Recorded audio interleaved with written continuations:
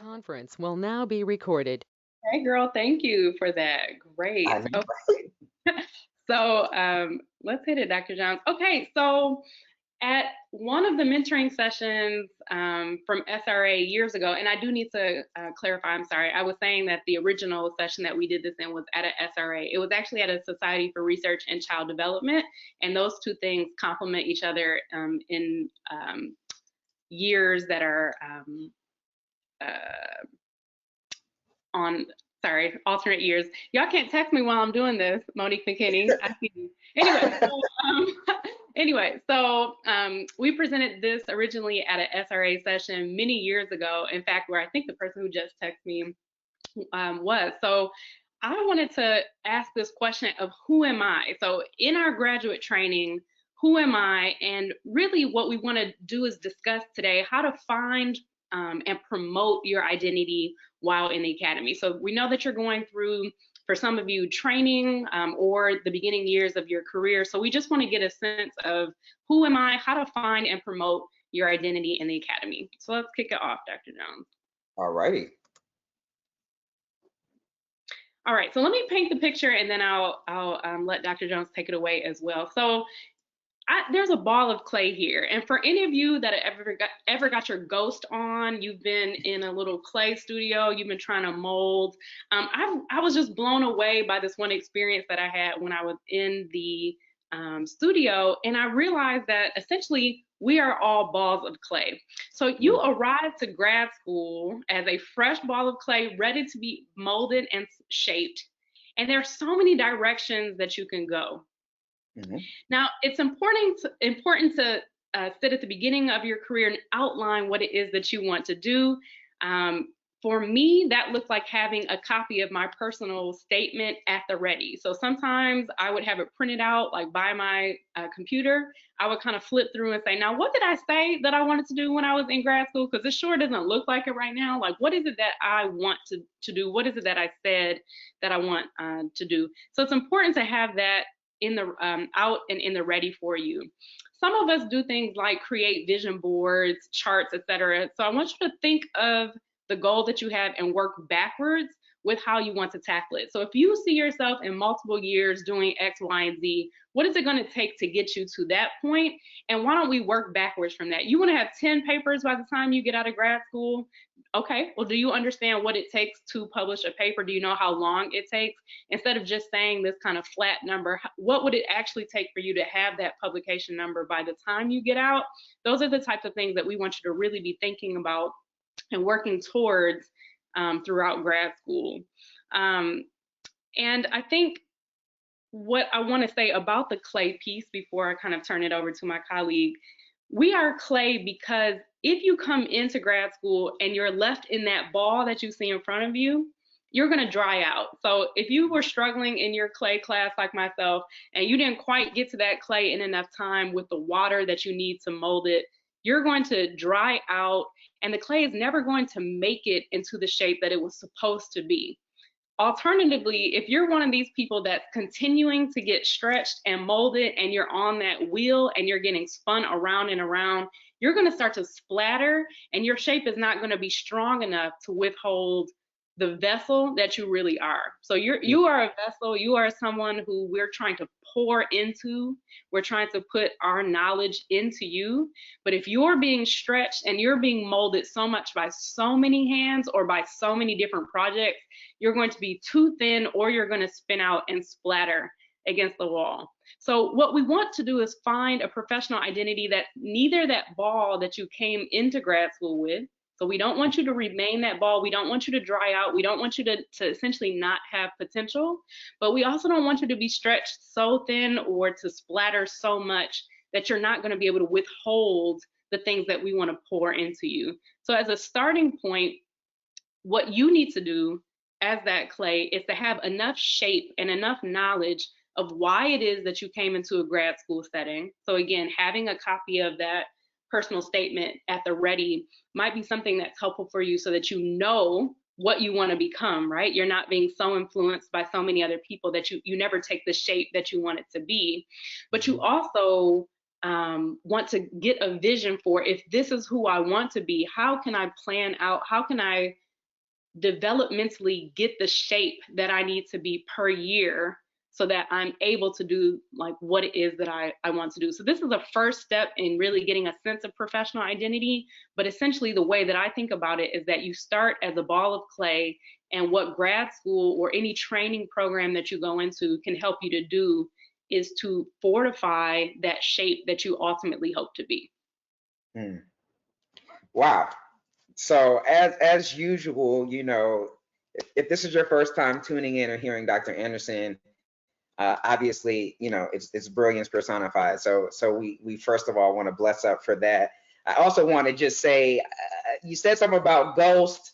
Just so we understand, we're not talking about ghosting. We are also not talking about power. We are actually talking about a movie that starred Patrick Swayze and Demi Moore and Whoopi Goldberg. So if you don't know what we're referring to, get your IMDb on after this and look up Ghost, Unchained Melody, all of those good things to get and paint that picture.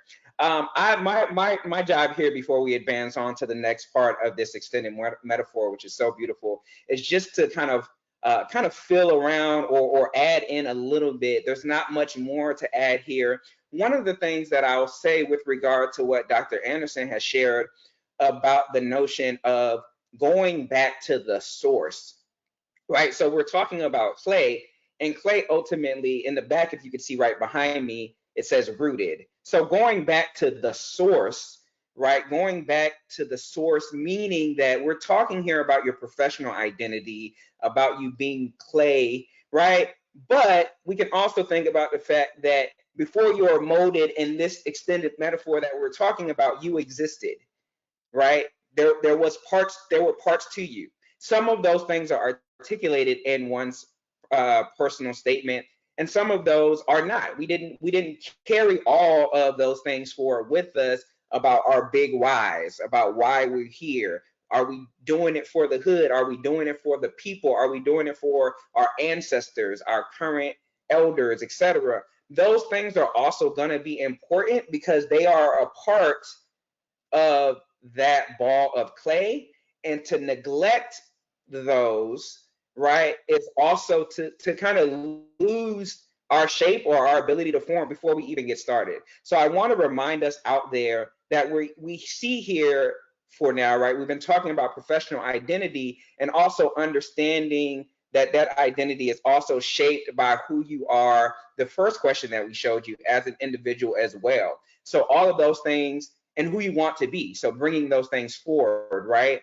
The other thing that's really important that Dr. Anderson shared about kind of working, right, is really thinking and asking yourselves a series of questions, right? So this idea that sometimes when we start off as this ball, right, we can't see ourselves all that way. And so we need to think about, okay, how do I get from this shape to the next little bit, right? And not feeling like you have to, again, be stretched too thin by doing everything, but by still being strategic. So that's really all I wanted to kind of add to that little piece here.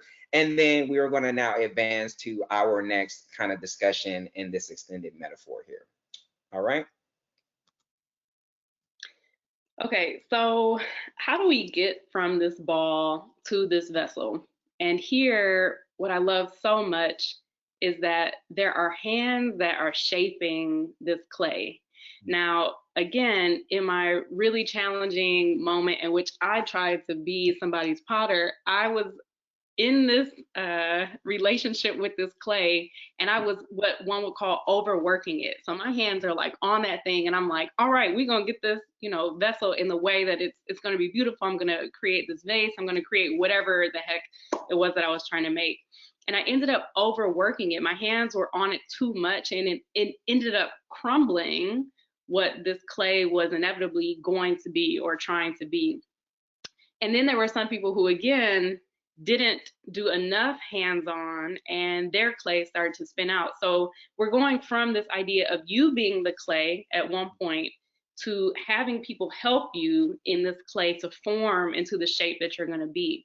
So this picture for me is really symbolic because you have hands that are on this clay, but look at the ginger nature by which this person is touching this clay, helping it ever so slightly to form into what it's supposed to be, not into an exact replica of who they are, or not letting it just wall out and hit the wall and splatter, but like gently forming this shape and cultivating and nurturing this shape. So mentorship, without a shadow of a doubt, is the most important element of graduate and early career training that I can possibly underscore. And we'll get into another analogy or metaphor that I have in just a moment on what mentorship can look like. But I wanted to offer something that we found from The Professor Is In, which is a website that helps with resources and various other professional tools. And this is a category of bad advisors. So the top 5 traits of the worst advisors: someone who steals your work, someone who's crazy making inconsistent, someone who's abusive, negative, and undermining, someone who is never around, and someone who is nice and friendly and available. And that last one, you might think like, well, why is that a problem if this person is nice and friendly and available? Like, what is it that could be so problematic? But if you recall again that idea that if you overwork something and if you are overextending your time with someone, that you're not letting them form their own shape as well. So these 5 things are elements that can really be negative with respect to the mentoring relationship. So I just want you to see those 5 things, and we'll offer those things in a written form as well for you if you want to get those written down. But again, steals your work, is very inconsistent, is abusive, negative, and undermining, is never around, and is nice and friendly and available. Those are some red flags to look out for in your mentoring relationship. Dr. Jones, what you got? Absolutely. So, I think one of the things that's really interesting here, and there's so many meta things here, right? So Dr. Anderson has actually had, it sounds like, the good fortune, and also it sounds maybe a little stressful, of sitting through a pottery class, right?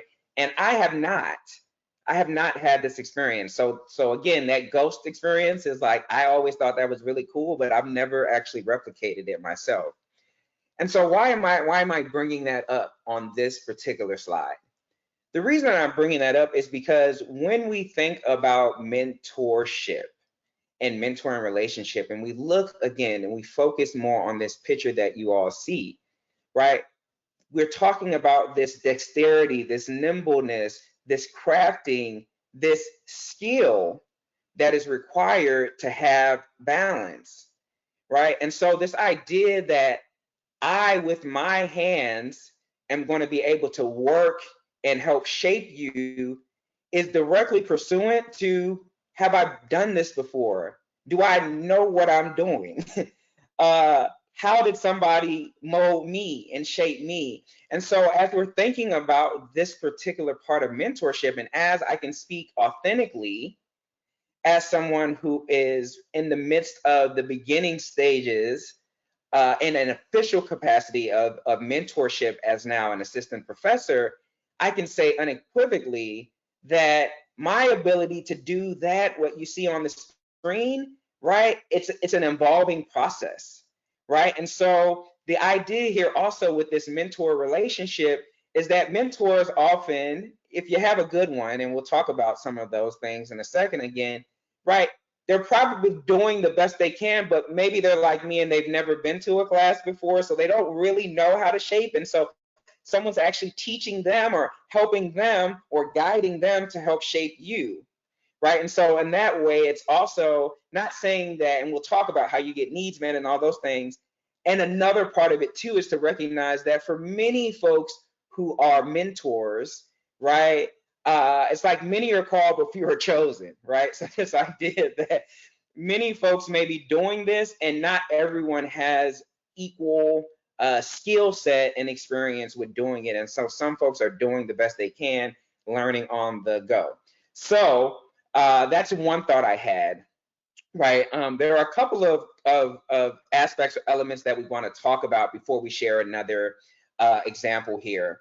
And so some of the things that you want to keep in mind, right, with regard to your mentor relationships, you might not see it exactly enacted in this picture, but we have to think about this as being relational, right? There's a little bit of clay that's coming on the hands, and the hands are helping to shape the clay as well. And so think about that as it being your mentor relationships, being relational, being dynamic, not being just simply transactional. It is a two-way street. It is dynamic. And so in that way, you want to look for win-win situations. Ostensibly, the individual here is gaining some, deriving some pleasure and enjoyment from helping to shape this, helping to mold this clay, and the clay is also becoming something beautiful beyond what it started off being. That is a win-win. And so you want to capitalize and maximize those types of, obviously on an omnibus or a over global level with a mentor, but in your day-to-day interactions, you also want to strive for those types of win-win situations and dynamics with mentors, right? So that's going to be a key part of things, right? The other thing that is actually going to take us right to this kind of next example that we're going to share, and I'll have Dr. Anderson come back online and preview this next one as I advance it, is this idea right here. So here we see one hand, and we see it's doing all of the work. And that is one place where we want to think about this as being a little bit different when we're thinking about our mentor relationships, right? So we want to think about finding individuals who might be able to navigate or help shape you in multiple ways. Okay, so as I advance, I'm going to hand the baton back off to Dr. Anderson. Thanks so much. So I think it's critically important, and I really want to underscore what Dr. Jones just said about the relational component. And the reason, indeed, that we started with your own professional identity first before we got to the mentoring component, if your clay didn't actually have potential, if it wasn't potentiated, then no one can shape it into what it's supposed to be. No one can help to guide that. They're going to shape it into what they want it to be. So you need to know, and you need to be really familiar and comfortable for yourself with who you want to be and what it is that you want to do. Because I love what Dr. Jones said about the clay being on the hands of the mentor, and the mentor also helping to shape the clay. It is a bi-directional relationship, but if you don't know who you want to be, and if you don't know what your potential is, then you're going to only fall victim to what the mentor wants. So I just love that point. I really think it was important to underscore, Dr. Jones. So what we're about to show actually right now is a video that I was able to make as a Society for Research on Adolescent Emerging Scholars. So every few months they select a scholar to emphasize their work. And because we are a video enterprise, as Dr. Jones has already said, I asked, well, can I make a video? Because that's just my medium. And they were like, okay, girl, I guess. So here I go, actually making one of the first videos that they had for this platform of emerging scholars. And I wanted to emphasize, in the first 4 minutes, I talk about my research, but it's really critically important for me to talk about mentorship because it's such an important part of the graduate school experience. So here you are going to hear me talk about my favorite analogy with respect to mentoring. So Dr. Jones just talked about one hand being on it, but here's an example of when we need maybe a few more body parts to go into the mentoring relationship. So take it away, Dr. Jones. I appreciate the most. The main advice I would give to folks who are emerging is thinking about your mentorship from the way that I call a Mr. Potato Head kind of vantage point, which is that you may have one primary mentor who is like the potato for a Mr. Potato Head, and some of y'all may be too young to remember Mr. Potato Head, but that's okay. But if you have one major mentor, and then thinking about the ways in which the hands of someone can guide you the right way, or the feet of someone can walk you to the conference that you need to go to, or the mouthpiece can be the way in which public intellectualism is learned from another scholar. There's so many ways in which other mentors can guide you along your path. So to not put all of your eggs in the one basket of one mentor, to really try to get all the things that you need to make yourself the best advocate, the best psychologist, the best developmentalist that you can be, because it's about your growth. It's about your advancement, and not really thinking about, should I have allegiance to one person? It's like, no, how can you get your needs met from all these folks? So I hope that was helpful, and thank you again to SRA. Okay, so what do I mean by Mr. Potato Head? And again, if you're too young to know what a Mr. Potato Head is, go ahead to those interwebs and just get a sense of what a Mr. Potato Head is. But this is a potato, essentially, that has a whole bunch of different parts. So you can put in arms, you can put in eyes, you can put in hats. And I love this analogy because places like SRA, the Society for Research on Adolescence, or the Black Graduate Conference in Psychology, or your department, or things like Our Mental Health Minute, where we are showcasing various people that can tell you a bit more about psychology or that have changed the field.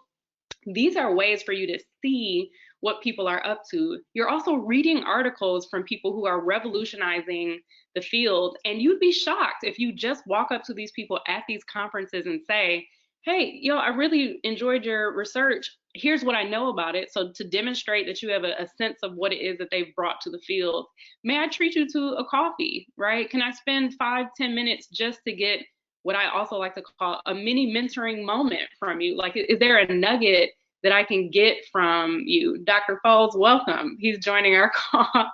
But we're seeing, people who are jumping into these spaces that have really revolutionized our world. And you can get 5 minutes from them. You can get a coffee with them. You can understand what it is that they've done to change the field just that quick. So that could be a mini moment. So maybe you don't need to have a whole part of the potato for that moment.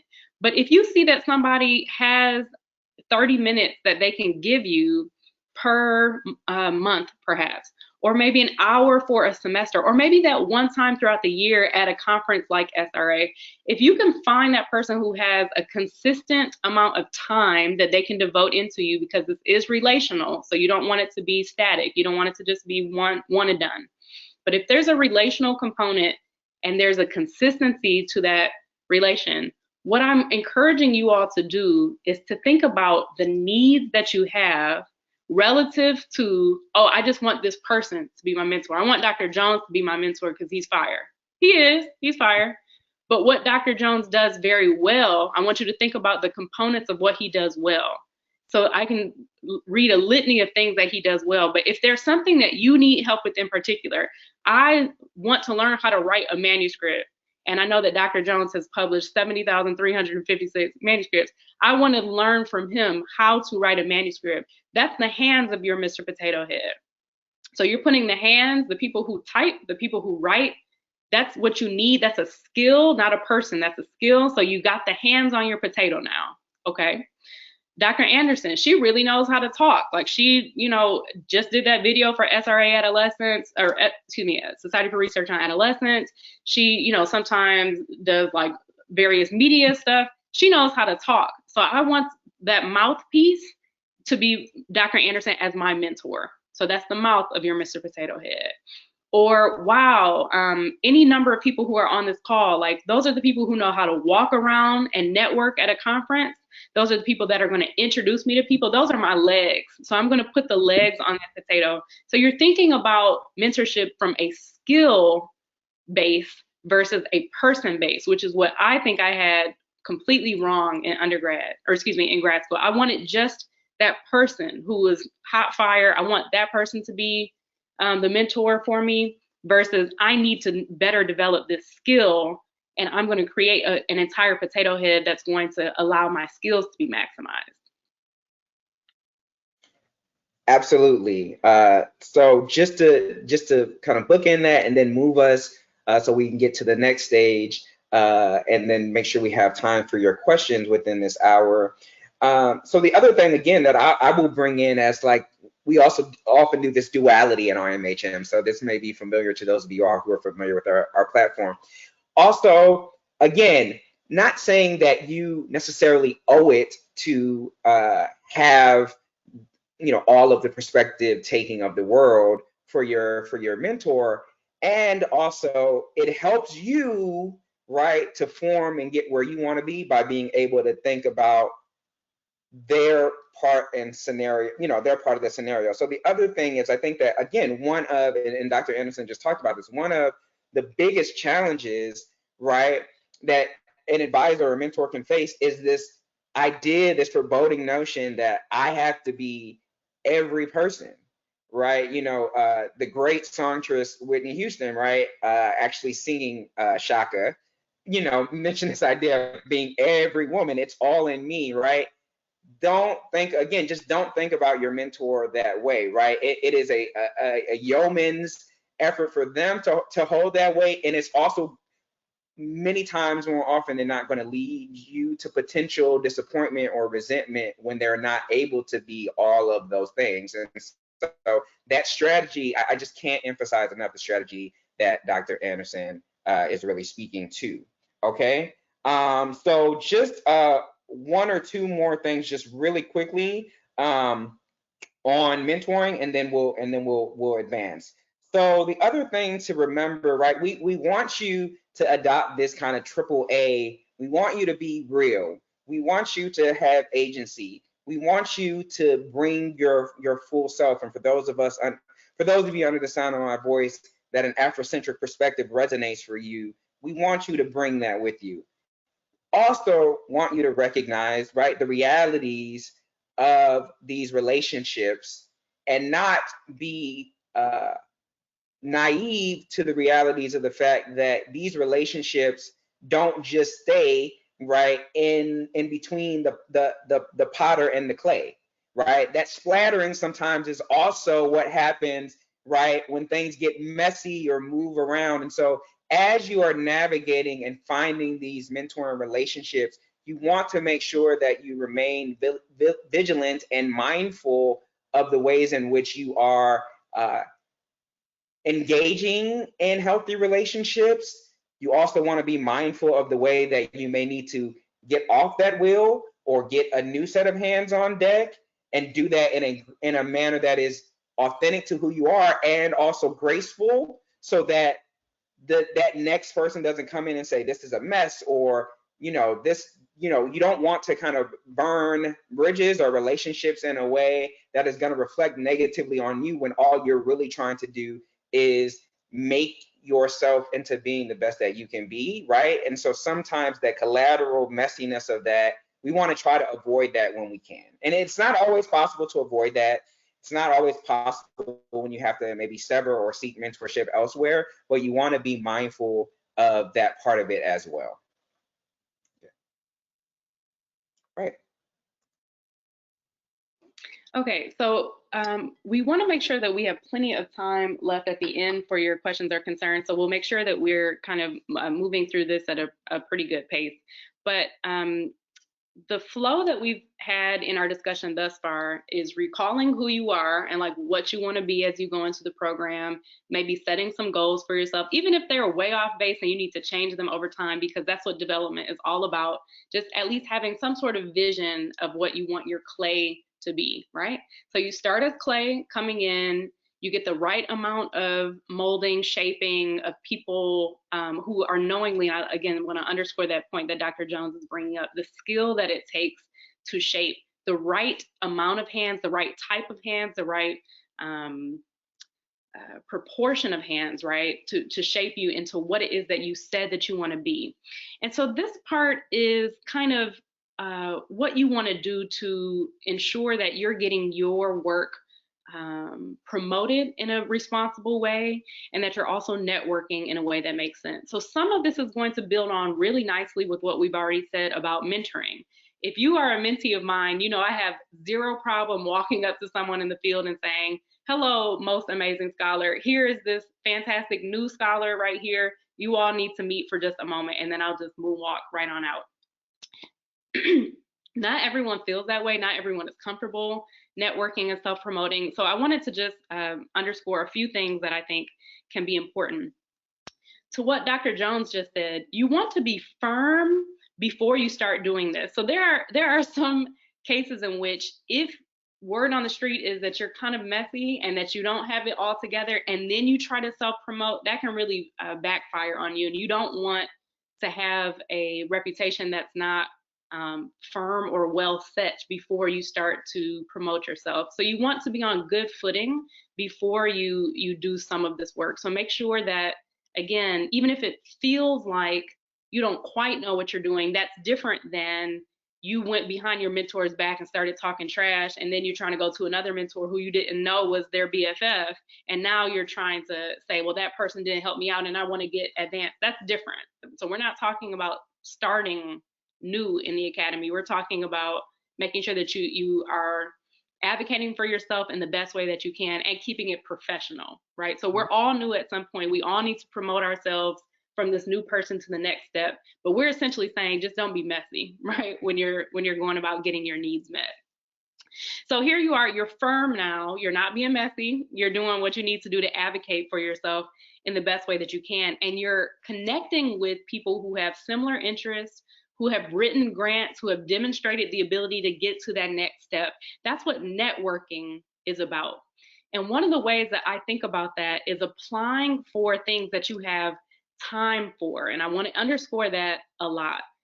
Fellowship applications, I know a lot of people just heard back from fellowships recently, and we've got, a number of people on the phone who worked very hard to get to where they were in their results yesterday. So again, we salute all of you who worked incredibly hard on your applications and heard back yesterday. We have a number of people who are in that situation, a number of people who are going to apply for things in the future. These things take time. Every application that you put forth takes time, it takes energy, it takes love, compassion, it takes mentors reviewing your content. So don't enter into things lightly. If you don't think that you're an excellent candidate for it, recall that you might need to just take that into the next year to apply. So be mindful about everything that you apply for. But the way that I think about things is that your application can really, if you write a good one, if you know who you are, again, if you're well grounded, you know who you are, you know what you want to be, you've got this application, that can be the springboard for a research grant. It could be a springboard for a fellowship. It can be a springboard for a number of things. So networking with people who can help to get this content well developed can help you to really excel and to get the resources that you need to be a good researcher or a good person within the academy. I'm going to couple that with the idea of self-promotion. So if you don't mind advancing forward, Dr. Jones.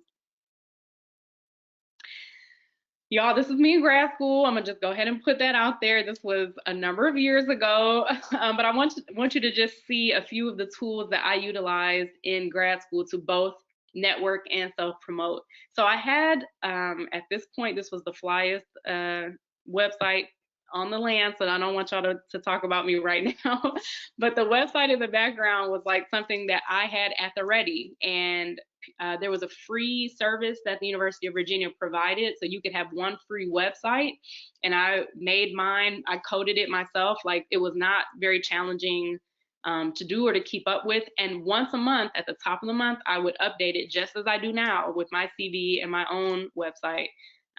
But it was something that people could know about me very quickly.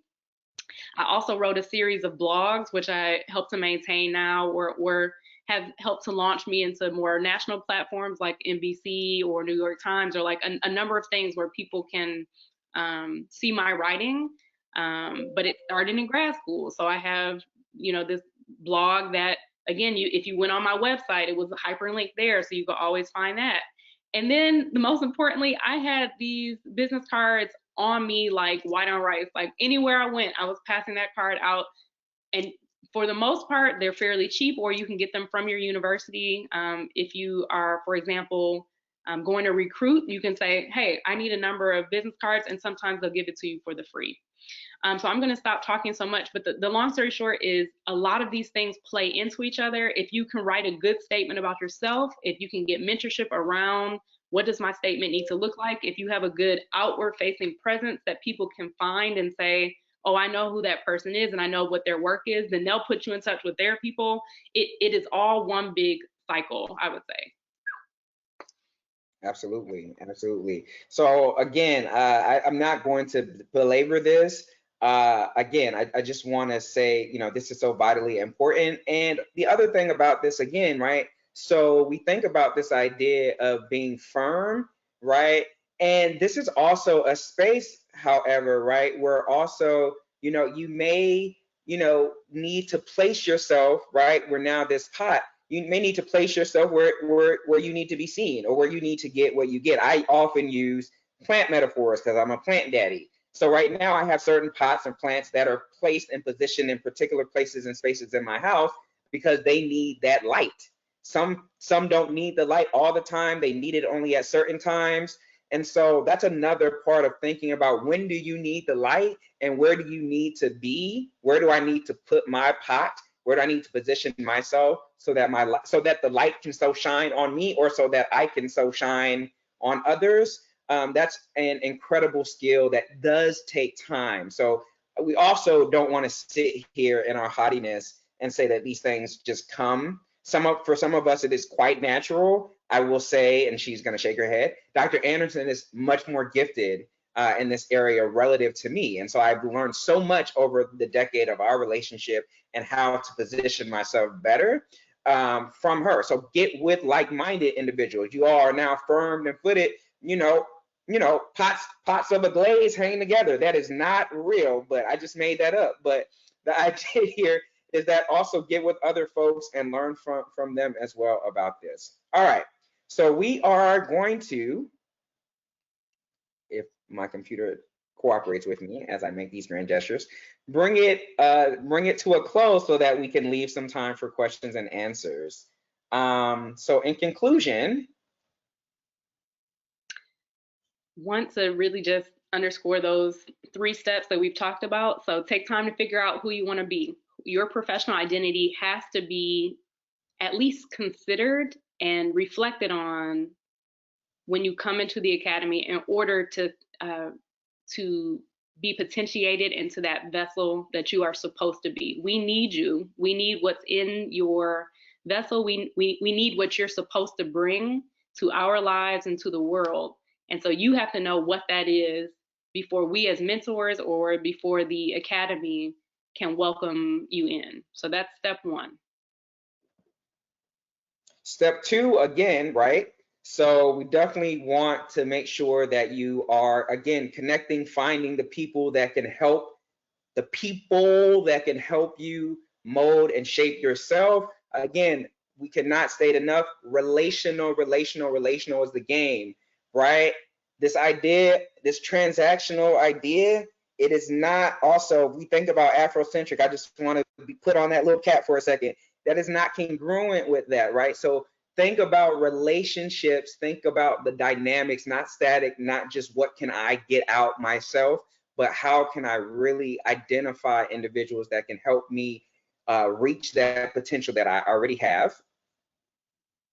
And last but not least, figuring out how to amplify or connect or to network who you want to be, right? So like sometimes another way, you got to fake it till you make it. Like you got to say, I'm going to be the best scholar of X, Y, and Z. And you have to tell people that as you're working to get to that point. So find the network of people that are going to help you to get there. Say it is, like, claim it, name it, do all the things that you want to do to get to this point. Find yourself in spaces where those people are, and you'll continuously be sculpted and molded into that thing that you say and that you see that you want to be. So I wrote this in 2014, and it's so beautifully true now. So ultimately, you can help others define themselves. So if you're that piece of clay, you've been molded, and now you find yourself on the potter's wheel trying to mold folks. I'm seeing a number of people who have both molded Dr. Jones and I, and now we have been able to mold. So it's this beautiful tale that I'm not going to cry over right now, but like this is what authentic, agentic, and Afrocentric looks like in this chat, like right now. Whew, blessed up. Okay, so it is now about 12:50. We are going to start and morph into the question and answer session. We want to let you know we actually have the portal active until about 1:15, and so we're going to start and we're going to answer the questions we've been getting. If obviously you need to head out right at 1, that's okay. You can try to catch your responses either back in recording, or we have some other ideas that we're going to be bringing. So watch our socials. But if you can stay, we're going to continue to try to engage in these questions. So I'm going to start off with the first question for you, Dr. Anderson, and I'll also answer it, is how did you get to your current position? Do you need a further explanation than by God, or is that sufficient? Like, well, I love that. And again, I've known you for a decade, so I think I understand. But for the people, help us understand, like, give us a little bit of that journey of God's grace there. All right. So I'll try to summarize this as much as I can. I never in 1.5 million years thought I was going to be an academic, and I'm happy to share recordings of me having a talk about accidental academic for those of you who are interested. Never thought in 1 million years I'd be an academic, but because of mentors, including some on this call and those from my department who really saw some potential in me to impact and influence trainees and the field, I was encouraged to apply to academic positions. And when I got a number of interviews, it became really clear to me that people were curious about what it was that I had to say and my approach to it. And so it is not to say that if you don't get interviews that that's not where you're supposed to be. If that's where your passion is and that's where you've been leaning towards, like, I thoroughly encourage you to persevere and to continue trying. But I also think that the universe will let us know and will reinforce where we need to go. And I also want to just say that this is the time in my life where I'm doing it right now. It may not always be that time. So I may go into more of a community or government setting, but for right now, the ability to mentor and the ability to potentially shape the field in ways that we are doing through community-oriented work, through Afrocentric, strengths-based work is something that I delight in. And so that's how I came into the field. How about you, Dr. Jones? Absolutely. Yeah. So, I mean, obviously, again, starting with God's grace, again, I wasn't as accidental. It evolved over time. I would say one of the, the biggest reason that I'm in this space, that I got to this particular position, is exactly because of this extended metaphor. I wanted to get my hands right on the clay, because one thing that hopefully many of you all can be testament to is that when you've had a nice experience of advisors, mentors really doing the work to help bring you along, and you look back and you see how far you've come, it brings forth notions of Sankofa. You want to kind of go back and, like, bring that forward as well. You want to pay it forward. And so that's a big reason why I'm in the academy. And then the other thing I want to just shout out again is the homie, Dr. Fantasy Lozada, because again, when we think about network, I am specifically at Virginia Commonwealth University because of Dr. Fantasy Lozada. I'm not going to belabor the time of all the details. I'm happy to talk about this offline. But she said, "Hey, have you heard about this?" And I had missed it, y'all. And there was a blessing that was potentially going to be missed. But having such a powerful and beautiful network, it was brought to my attention, and here we are later, right? And so that's my quick answer. All right. Dope. There's a quick question that I want to address. Dr. Mia Smith Bynum, shout out, asked us to describe our writing routine for the people.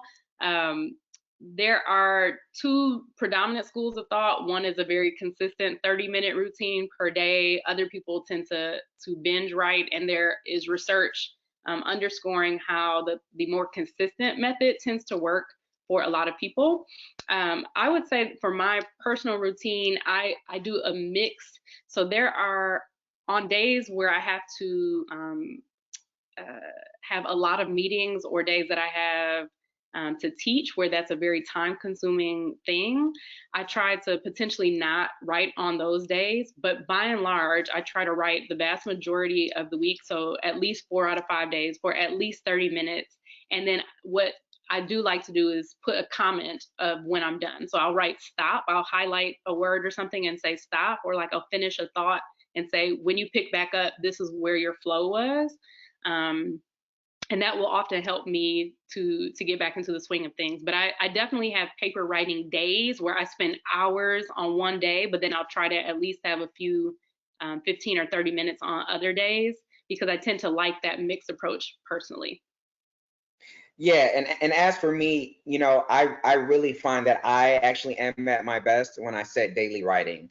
So to give a very more specific, nuanced way, I try my best. I'm not perfect, but I try my best to start my mornings, particularly this semester, prior to COVID-19, starting my mornings with some sort of reflection or spiritual tapping in, and trying my best to also feed my body through physical activity, so kind of prayer and workout. And then before I really try to get into my day, I try to give myself 30 minutes of something related to writing. That's not always going to be typing on a board. It may be structuring, outlining something. It may be reading something, but trying to do that. And that has come from work that has come from the National Center for Faculty Development and Diversity, or Diversity and Development, and some of the skills that I learned therein. But certainly consistent writing habits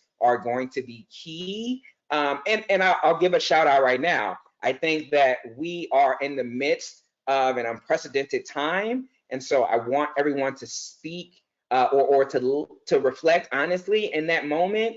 And I also want us, when you have the time, not right now, but when you have the space, to begin to strategize for you what might be a strategic way for you to build in some healthier writing practices. It may be a time wherein this moment you have a time to try out a different writing schedule than maybe you tried before, and to gain some traction before things hopefully soon return back to, you know, the new normal. So I would just give that plug really quickly. And it's okay if you can't do that, because like It is okay. Yes, also as well, for sure. yes, All right, let's see. What other questions do we have here? one that Okay, yes, oh, go ahead. you go for it. One that came in that I really want to make sure that we address, if folks do need to hop off very quickly, is it critical for faculty of color to have and build a community of allies to thrive in the academy? Whew. Yeah, I saw that one. I saw that one. Ooh, that's there's a lot in there. I would say my answer to that would be absolutely yes. Again, I shouted out one of my dear colleagues here in Richmond with me, Dr. Lazada.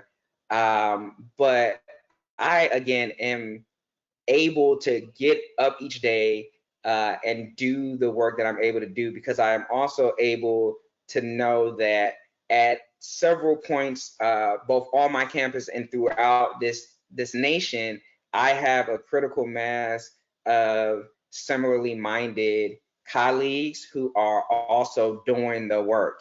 They're doing the work in ways that I can only hope to do one day. They're doing the work alongside me and collaborations, et cetera. So I think, you know, we didn't talk specifically about all of the snares and difficulties that can come within the walls of the academy. Those things can and are there at times, the politics. And so certainly, again, I think about the Afrocentric principle of communalism, of a collectivist approach. I am, because we are thinking about a spirit of Ubuntu. Thinking about those things are very important for me to be able to be affirmed and undergirded as a faculty of color in the spaces that I inhabit. So for me, I would say it's very, very important. And thankfully, right, to all of those under the sound of our voice who are currently grad students, postdocs, undergrads even, build those relationships now. Again, Dr.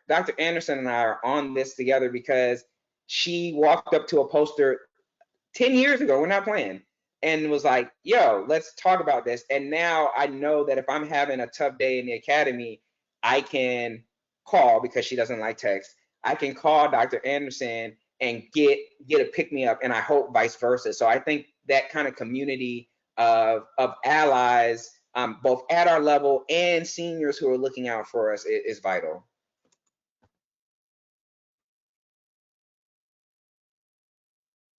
Was trying to chat and I talk. see. Okay, so yeah, y'all, like in a word, yes. So the academy is racist, the world is racist, and if we're not like naming it and saying, yo, we are battling a racist space, a racist environment, a racist culture, we are battling an anti-Black space, we are battling these things that are then reified in our work. So for many of us who do discrimination-based work, we're being told flat out that discrimination doesn't exist, or you have to use perceived discrimination. Like, we're being told consistently, your work is not real, like consistently. So imagine spending every day of your life analyzing empirical data, going out into the community and having anecdotal data, having your personal data, in which one of the last times we wore this shirt, someone calling us the N-word to our face, right? Wow. Like these are things that are happening in real life, in real time, and we're being told consistently it's not true. So if you can imagine the essence of your being, your work, like what you're doing, who you're doing it for, as Dr. Jones has already said, like doing it for the hood, doing it for our people, doing it for all these things, and people are telling you day in and day out, that's not true, that's not right, and you got data for days to tell them otherwise. If you don't think you need support in those moments, then please get off this call immediately. Like, I don't know what you're here for. If Dr. Jones and if a number of these people on this call were not here to support me, there would be absolutely no way that I could persist. If I had not gone to the Black Graduate Conference in Psychology and Division 45's APA, American Psychological Association's Division 45 conference, my first year of grad school, I would have more than likely left. Like, without a shadow of a doubt for me, because everyone was telling me. In fact, before I went to the Black Graduate Conference in Psychology, someone said, why do you all need to talk about Black things together? What would that be for? Someone said that to me before I went to the conference. Mm-hmm. So in the 50th year of the resistance of Black psychologists, or if you name any discipline, American Public Health Association, et cetera, any of these disciplines in which people had an uprising in the late 60s, early 70s to say we matter, we exist, and created associations as a direct result of that. Like, we are now in its 50th year. We are the grandchildren of these movements. We are being benefited by these movements and by these associations, and now we are the ones leading the third generation of them. If we don't think that we need each other now more than ever, like, we are sadly mistaken. And there would be absolutely no way on earth I could persist as an academic if I did not have this community. So without a shadow of a doubt, the very simple answer is yes, we need each other. Ashe, yo, Ashe. Whew. Yeah, I knew she was going to bring it, so that's why I was like, I came with the alley, since we don't have any NBA. She came with that was the D-Wade LeBron. You seen it? If you haven't seen it, we'll show it to y'all. That really is again key. And I want to say again, because I know there are a lot of folks who are watching or who will watch who may be undecided about the academy. Please don't misconstrue what we're saying to also say, and there's been a lot. If you search hashtag academic Twitter or academic chatter, you will see a lot. And also, please know that we and other folks around can be a resource to both verify and dispel some of what you have heard or seen about the academy. Some of the stuff you've seen and heard is accurate, as Dr. Anderson just said. And we also, if you feel like this is a calling for you, we need you. So we also want to figure out how we can support you under the sound of our voice, because we do need you and continue to need the next and next and next generation of scholar activists to continue to do this work. Okay, so while Amber Williams is about to ask us a question, we had one more in the chat and one more prior. So how do you maintain in contact with potential mentors that you meet at conferences? That's a great question, Kim. Thank you for that. Yeah. So briefly, my strategy is to my mentees is very clear. If you see someone at a conference, so say you meet me at a conference, we exchange greetings, information, business cards, etc. You give that person a few days to rest before you email them, because right after a conference ends, you'll see just a boatload of emails. So give me a few days, maybe like 3 or 4 days to rest a bit. And then you send me a very brief email indicating it was a pleasure to meet me. Here is a bullet point of what we talked about. And I would like to talk to you about a bullet point of something specific. I don't have time to kick it on the phone like I used to. So you can't just say like, oh, I want to just like chat for 30 minutes with you. That's not going to work. So I want you to think about something very specific that you may either want to offer or that you may need. So again, we're talking about skills. We're talking about very explicit things that are needed. So I might need someone who can do a literature search for me. So you might be able to email me and say, Dr. Anderson, it was a pleasure meeting you at SRA. When we talked about this, you really opened my eyes to blah, blah, blah. I would like to be able to assist with your literature review. So please let me know how I may be of service. Most sincerely, Kim, period. So something very brief, very to the point. Here's the ask and the give. You want it to be clear. You don't want it to be, I don't, like, it was great to talk to you, girl. I hope to talk with you again. Let's stay in touch. That's not gonna get me to respond. But if you tell me that I can do something, or if you say, I need skills in learning how to conduct a blah, blah, blah, I might be able to say, oh, well, my grad student, Monique McKinney on this line, I taught how to do that, and I might connect y'all to figure that out. So if you need something from me, let me know. If you can provide something for me, let me know, but don't leave it vague. Yeah. In the interest of time, ditto. I think I don't really have anything to necessarily add on there, except for, again, just to say, please don't, try to not take it personal if someone, again, cannot give you unbridled time. And so again, that being strategic, having the strategic ask is going to be important, because many folks just don't have the time for the kind of unbridled, let's just kind of daydream together on Zoom for an hour, but they can respond. So I would just say that. All right, so we have another question from the chat line that I am going to share out here. And the question is, how does one navigate the underlying hazing between gatekeepers and those aiming to enter the academy? For example, master's or PhD programs.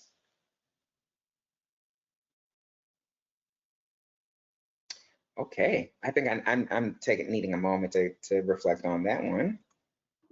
Okay, all right. While Dr. Jones is chewing and reflecting, I think briefly, Amber, that a really good tie-in to one of Dr. Jones' last points is that we need people to shift the culture of the academy. And so here we are, two relatively young folk of color doing a webinar that's not going to give us like any bonus points or credit. Like that's who we are. That's just the type of service that we want to provide. And in order for this to be more acceptable and for people to get credit, like we have to do it. We have to be the new gatekeepers, right? So essentially, the culture is going to shift. Now, how we expedite that, Amber, like that's a great question. I do think it requires just a shift in how many people are doing it and how many people are arguing that we need this type of work, or that Twitter, for example, is a worthwhile platform to share infographics, which have been done beautifully today by SRCD Black Caucus and members. So like it requires it to actually happen for the culture to shift. It requires a critical mass of us to be able to shift that dynamic within the academy. So I want to encourage you that we're going to have that change over time. And I'm not sure if Dr. Jones has thoughts on how to go about doing that more expeditiously, but it is happening. Yeah, so not sure that I have specific insight on how to do that more expeditiously. But I think we do also want to call out again, and I said this at the beginning of in one of the analogies that I gave, right, which is that we talked about this idea of forming and shaping clay, and sometimes the reality is, and this is not just specific to gatekeepers in the academy, this is many things, right? Sometimes we think about the old spiritual, how I got over, right? Some folks, when they get on the other side, they forget the process and they just remember the finished product that is now available for purchase in the window, and it's shiny and it's been glazed and it's gone through the kiln and through the fire and all of that good stuff, and there it is it's beautiful. And so sometimes that hazing, sure, it's definitely intentional, because sometimes it's like, well, I went through that. I went through the trials and tribulations and I turned out all right. So you need to also go through that same trial and tribulation. That is an aspect of what hazing is about. How hazing gets propagated is, I went through this and I came out on the other side, so you should go through this to show it too. And that's one form. And that we continue to have folks who need to speak truth to power back to that there are more ways to get there that don't leave you cracked and broken and bruised on the underbelly, even if on the outside things look good. That's one. The other part is that for some of the gatekeepers, it's unconscious, it's unintentional, right? And so that goes back also, I think, one of the ways, and it can be scary, because let's talk about privilege, let's talk about power dynamics, those are real, right? And I think it takes also, again, to tie back into being authentic and agentic and strategic, is also, if you have a true relationship with someone who may appear to be hazing, also talking about that relationship, because sometimes folks are just going along and they're not very skilled, and so they're doing something, they don't realize they're doing it, and if you point it out, they would be mortified and they wouldn't do it anymore. But sometimes, it's that idea of like teaching people how to treat you, and that's hard when there's privilege and power, but it can be accomplished, because some folks are well-meaning, they're well-intentioned, and their execution is just a little faulty. And so for those folks who are not being nefarious, or who are not just reifying what they experience, those folks, I think, are amenable, even in this current generation, to some loving corrective criticism. I think that's fantastic. And I know that we're way past time, coming up on the top of the 1:15 cutoff that we had. So just to conclude, I just want to thank you all so much for your time. What a wonderful time this has been for us. I don't necessarily want to be indoors for a whole pandemic, but if I have to be, it's with y'all. So bless you. Thank you for your time, Dr. Jones. Yeah, we appreciate you all. Thank you so much again. We hope that this has been useful for you all. And let's just finish out how we always do. Dr. Anderson, take it away. Okay, well, I'm Reed. And I'm CT. And this is our mental health minute. We appreciate you all. Thank you so much. Blessings. And please follow OurMHM for next steps on how to get this content and some others. All right, be well, everyone. And thank you all for live tweeting. We really appreciate it. Take good care, and we'll answer other questions in a bit. Peace. Peace, be well.